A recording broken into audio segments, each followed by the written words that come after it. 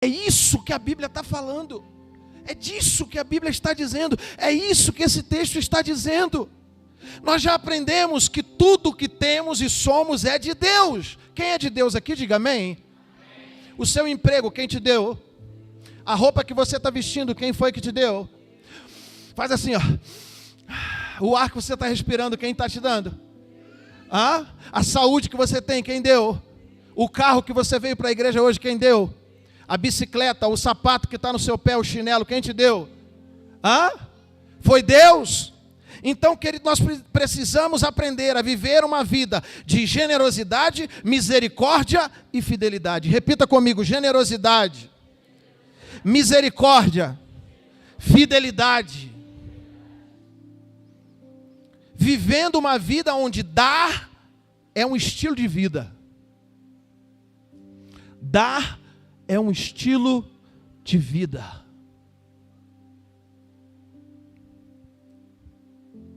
Coloca para mim Lucas capítulo 6, verso 38.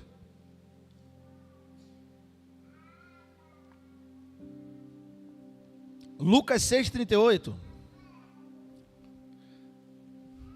Dai e ser-vos-á dado boa medida, recalcada, sacudida e transbordando vos darão, porque com a mesma medida com que medirdes, também vos medirão de novo. Dê e lhes será dado uma boa medida, calcada, sacudida e transbordante. Será dada a vocês, pois a mesma medida que vocês usarem também será usada para medir vocês. Deixa eu fazer uma pergunta, olhe para mim. Se Deus medir você pelo tanto que você dá, para Ele te dar, quanto Ele te daria? Se Deus for medir você para abençoar você, com a mesma medida que você dá, o quanto Ele estaria te dando?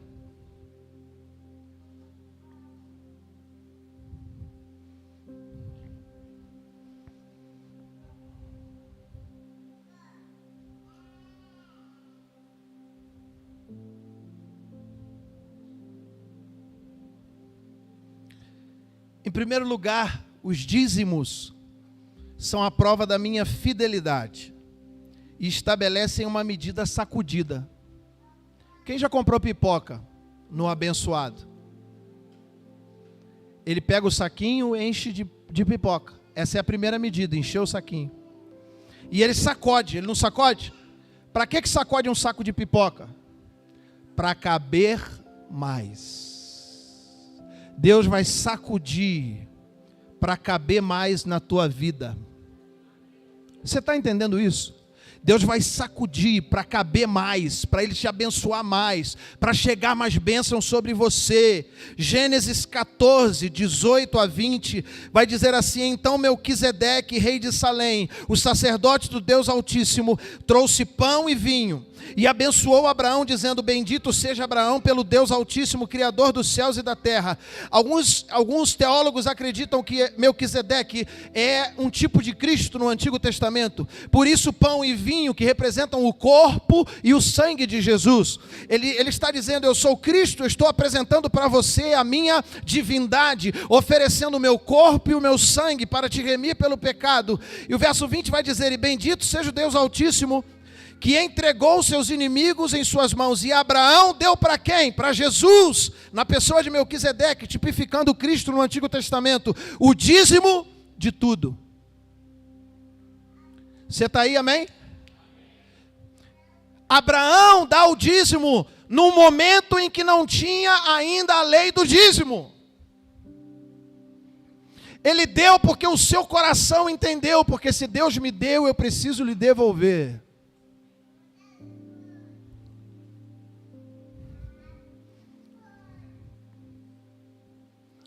Esse dia eu estava saindo do mercado e tinha um senhor na porta pedindo.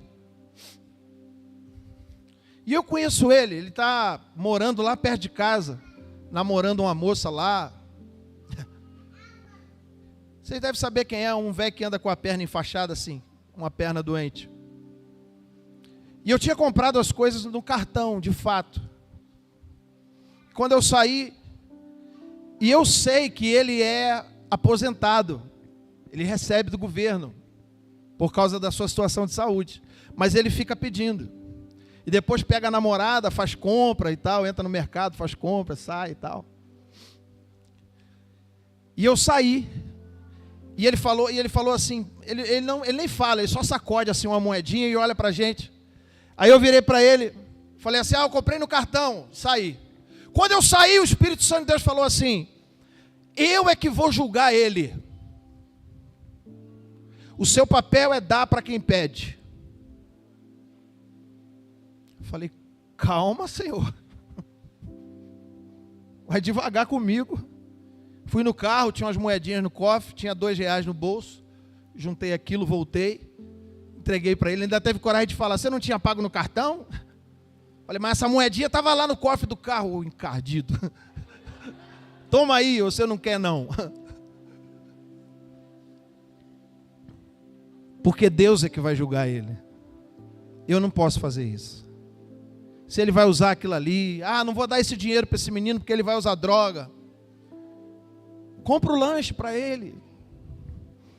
Outro dia eu comprei um lanche para o menino ia jogar fora. Metade do salgado foi, você vai comer. Eu só saio daqui, que você acabar de comer esse lanche. Você falou que estava com fome, pediu lanche. Ele deve ter comido uns 10 lanches, porque fica pedindo ali na porta, o tempo todo, na porta de um comércio de lanche.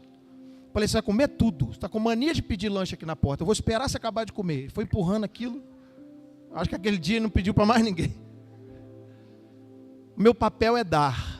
O de Deus é julgar. Então dá. A Bíblia diz que quem dá ao pobre empresta a Deus, que vai retribuir numa medida com juros e correção monetária. Então o seu caso é com Deus, não é com as pessoas. Malaquias 3, de 8 a 12 vai dizer, pode um homem roubar a Deus? E aí o profeta vai dizer, contudo vocês estão me roubando. E ainda pergunta, como te roubamos? Aí tem uma galera de uma nova teologia aí que está dizendo, mas essa palavra é para os sacerdotes, essa palavra aqui é para os próprios pastores. Ei, hoje nós estamos debaixo de um sacerdócio universal dos crentes. Todos nós somos sacerdotes e responsáveis por entrar nos atos do Senhor, na presença dEle. Então, se essa palavra é para o sacerdote, é para todo mundo. E aí ele diz assim, em que te roubamos? Os dízimos e nas ofertas. Verso 9, vocês estão debaixo de grande maldição, porque estão me roubando, a nação toda está me roubando. Tragam o dízimo todo ao depósito do templo. Preste atenção nisso. O dízimo não é negociável, para que haja alimento na minha casa. Ponham-me à prova, diz o Senhor dos Exércitos, e vejam se não vou abrir as comportas dos céus e derramar sobre vocês tantas bênçãos que nem terão onde guardá-las. É o que nós lemos lá em Crônicas. Impedirei que as pragas devorem as suas colheitas e as videiras nos campos não perderão seu fruto, diz o Senhor dos Exércitos. Verso 12, então todas as nações te chamarão feliz, porque a terra de vocês será maravilhosa, diz o Senhor dos Exércitos. Vira para o irmão do seu lado, olha para ele com a cara de profeta e pergunta para ele assim, você é dizimista?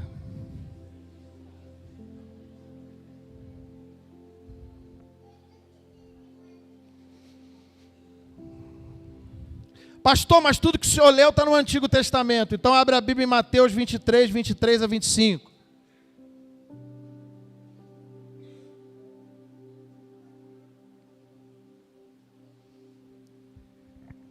Mateus 23, 23 a 25. Ai de vocês, mestres da lei, fariseus. Eu acho que a minha aqui é NVI. Hipócritas. Vocês dão o dízimo da hortelã. Olha, Jesus chamou de hipócrita quem estava dando dízimo. Dão dízimo da hortelã, do endro, do cominho, mas têm negligenciado os preceitos mais importantes da lei: a justiça, a misericórdia e a fidelidade. Repita: justiça, misericórdia e fidelidade. Vocês devem praticar essas coisas sem omitir aquelas.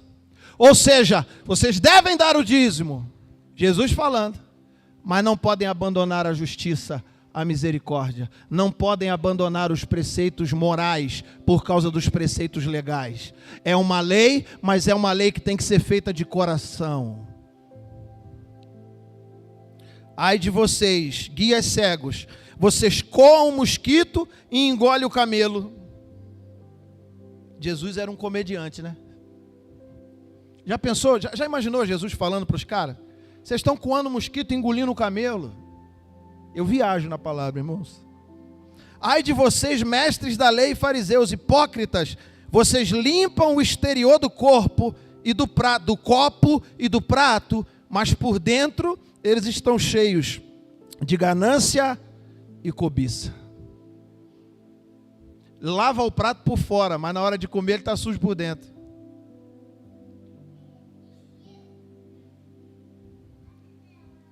Segundo preceito, ofertas. Ofertas são a prova da minha generosidade. E estabelece uma medida recalcada. É a parte que multiplica. 2 Coríntios 9, de 1 a 15, vai dizer assim: não tenho necessidade de escrever-lhes a respeito dessa assistência aos santos. Está falando para a igreja que deu assistência para ele. Reconheço a sua disposição em ajudar e já mostrei aos macedônios o orgulho que tenho de vocês, dizendo-lhes que desde o ano passado vocês da Acaia estavam prontos a contribuir e a dedicação de vocês motivou a muitos. Contudo, estou vos enviando os irmãos, para que o orgulho que temos de vocês a esse respeito não seja em vão, mas que vocês estejam preparados, como eu disse que estariam, a fim de que, se alguns macedônios forem comigo e os encontrarem despreparados, nós, para não mencionar vocês, não fiquemos envergonhados por tanta confiança que tivemos. Assim achei necessário recomendar que os irmãos os visitem antes e concluam os preparativos para a contribuição que vocês prometeram. Então ela está pronta como oferta generosa e não como algo dado com avareza. Lembrem-se, aquele que semeia pouco, também colherá pouco. Aquele que semeia com fartura, também colherá fartamente. Por que eu tenho colhido pouco, pastor? Porque você não semeia. O cara quer colher café, mas não plantou a muda. Não cuidou da muda. Não adubou a muda. Não jogou lá o remédio, o que precisa para ela crescer, prosperar, frutificar. Não existe colheita sem semeadura. Se o que você tem não é suficiente para resolver o que você precisa resolver, ele é semente para multiplicar o que você precisa para frente. Isso é oferta. Amém ou não? Você está aí, irmão? Amém? Essas palavras têm pouco amém, pouco aleluia, pouco glória a Deus, né? Cada um contribua como determinou em seu coração. Por que ele falou coração e não cabeça? Se você for contribuir de acordo com a sua mente, quanto você vai dar? 0. Porque quem tem conta de energia para pagar aqui, diga amém. Conta da Cezan, diga amém. Aluguel, diga amém. Conta da Casa Bahia, diga amém. Ninguém compra mais na Casa Bahia, né? Agora é Mercado Livre, cartão de crédito, diga amém. Shopping. Tem um celular aí que grita assim, né? Shopping. Lá em casa tem um lá que grita assim de vez em quando. Agora menos, né? Depois das taxas.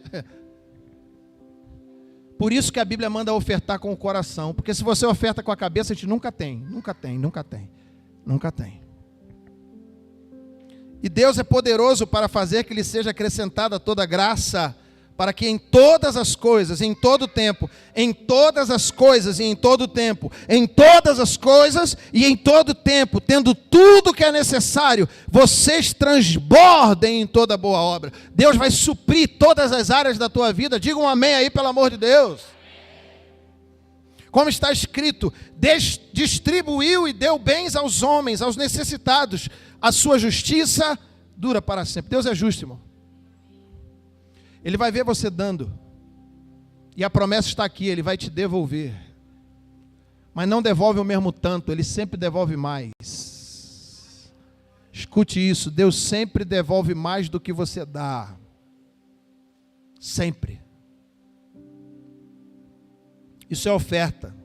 Provérbios 19:17 diz assim: Quem trata bem os pobres e empresta, quem trata bem aos pobres, empresta ao Senhor, e Ele o recompensará. Coloca o próximo versículo. Esse é não, é só aquele mesmo. Quem trata bem aos pobres, ou quem dá aos pobres, empresta ao Senhor, e Ele o recompensará. Terceiro e último ponto, primícias.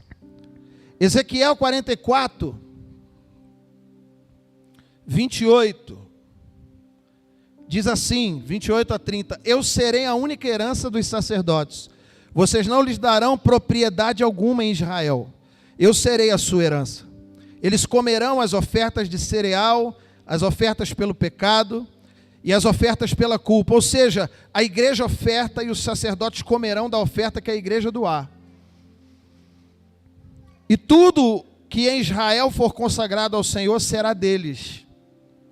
O melhor de todos os primeiros frutos e de todas as contribuições que vocês fizerem pertencerá aos sacerdotes.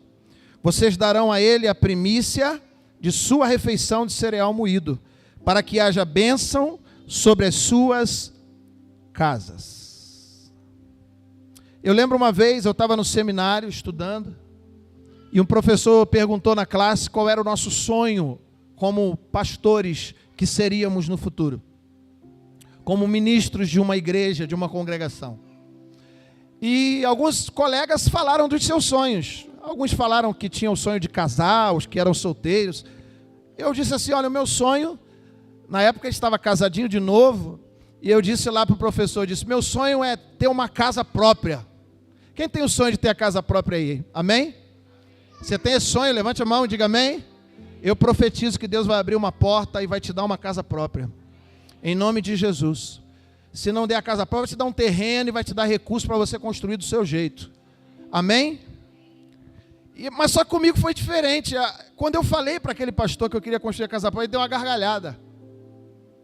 Aí ele perguntou, você quer ser pastor? Eu falei, quero. Você quer uma casa própria? Eu falei, quero. Aí ele, eu olhei para ele com muita raiva.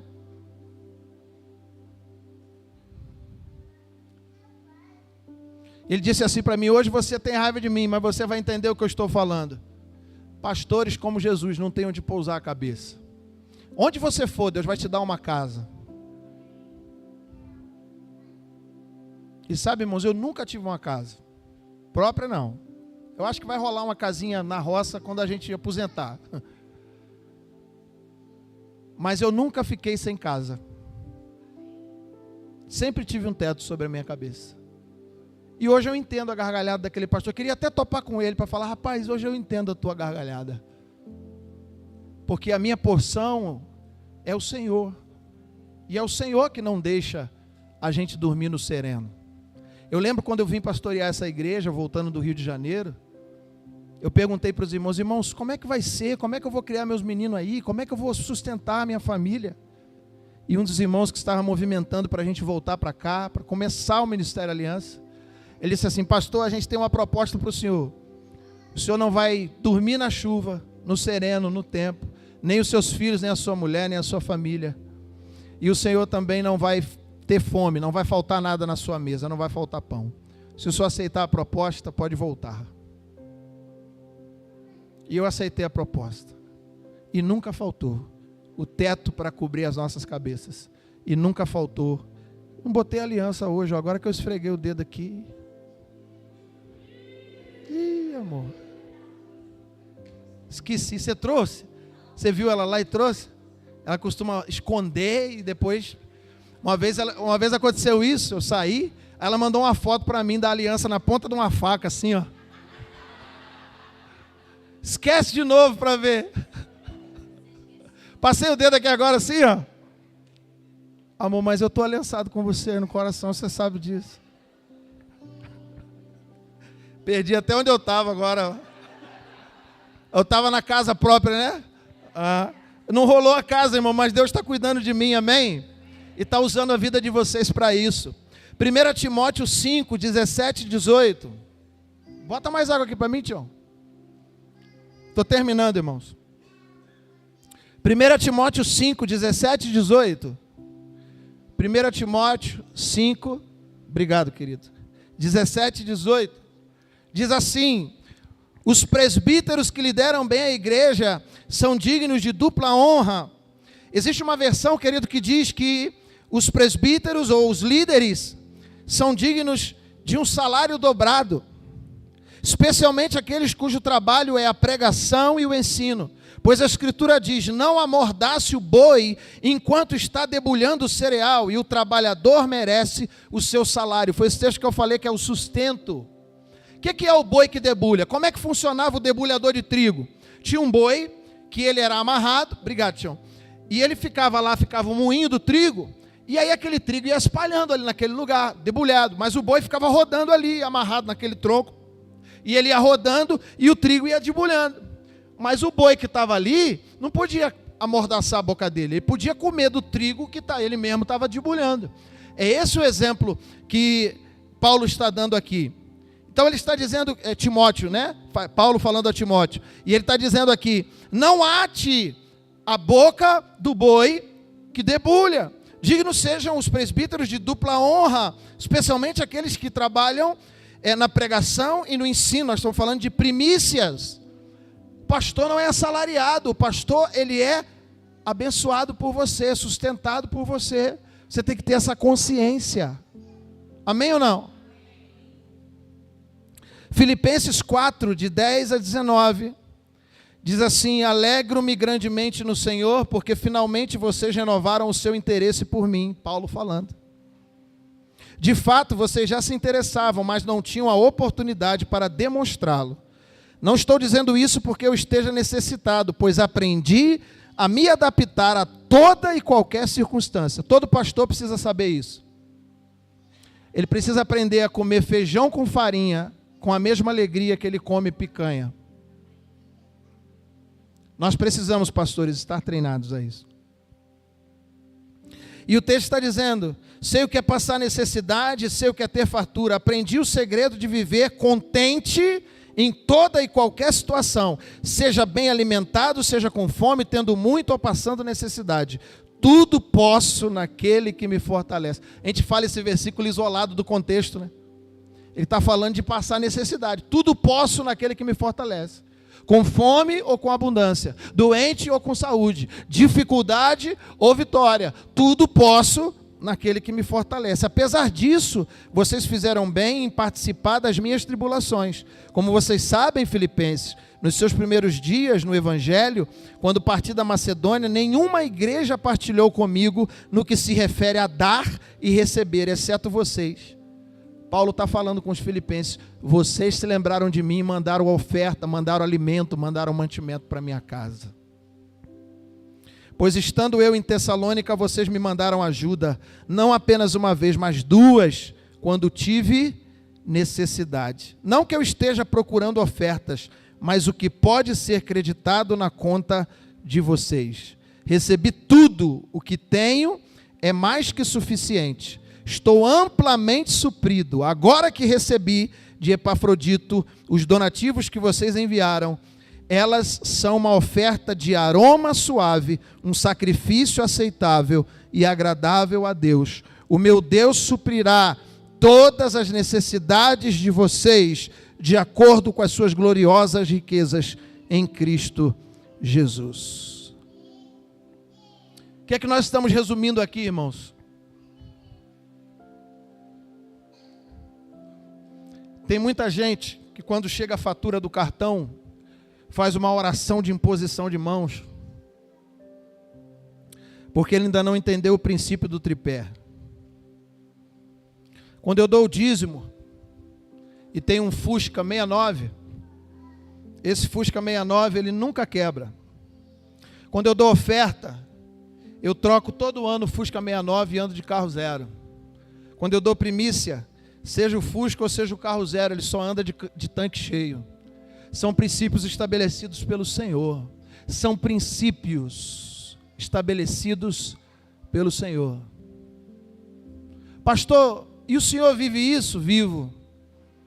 Entreguei o meu dízimo hoje, com alegria. Esperei o dia do culto da primícia para entregar o meu dízimo.